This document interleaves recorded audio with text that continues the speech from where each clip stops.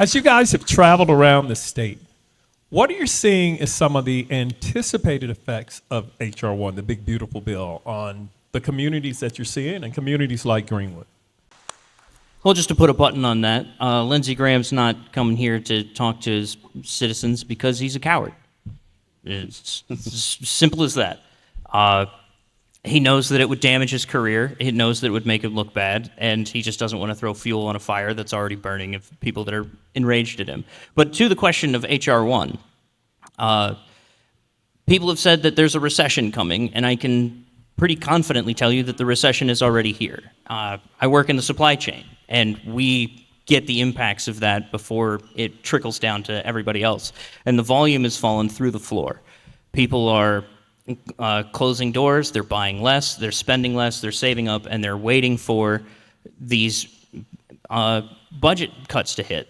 They're waiting for all of this stuff, because they're not going to just pretend that everything is normal until the bill goes into effect in 2 years, which was done intentionally so that when they lose the midterms, because they know they're going to lose, they'll be able to blame it on the Democrats. That was very intentional of them.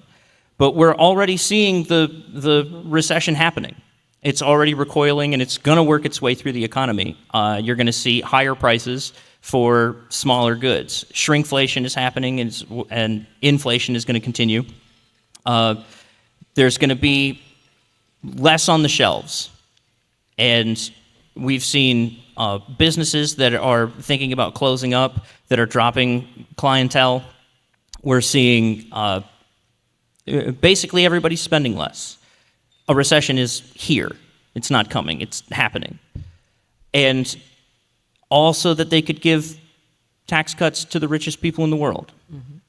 10% of Elon Musk's net worth could fund the entirety of the Department of Education for a year. That's every teacher, every school, every federal worker, all of them. Just 10%. And I don't think people understand exactly how much a billion is, because once numbers get so big, our brains have trouble understanding them. Does anybody know how long a million seconds is? It's about 11 and a half days. Does anybody know how long a billion seconds is? It's 31 and a half years.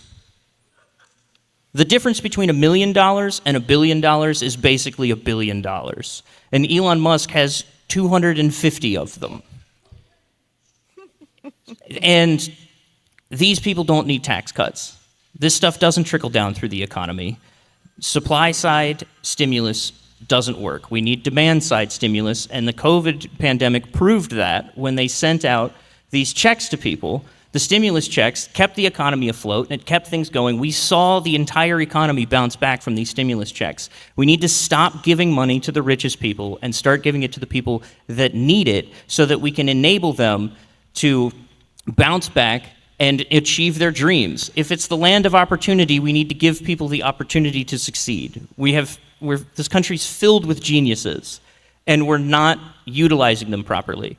The only reason that Elon Musk is rich is because he bankrolled the geniuses that we already made. He didn't come up with any of these ideas. Our students did. The people that we invested in, the futures that we invested in had these ideas, and they were wanting somebody to give them the chance to make them real. And he came in and just funded a fraction of what we have, and he became the richest man in history. That's how much untapped potential we have. My goal is to tap into that and give people the opportunity that they need to succeed, because it helps all of us. And H.R. 1 is the opposite of that.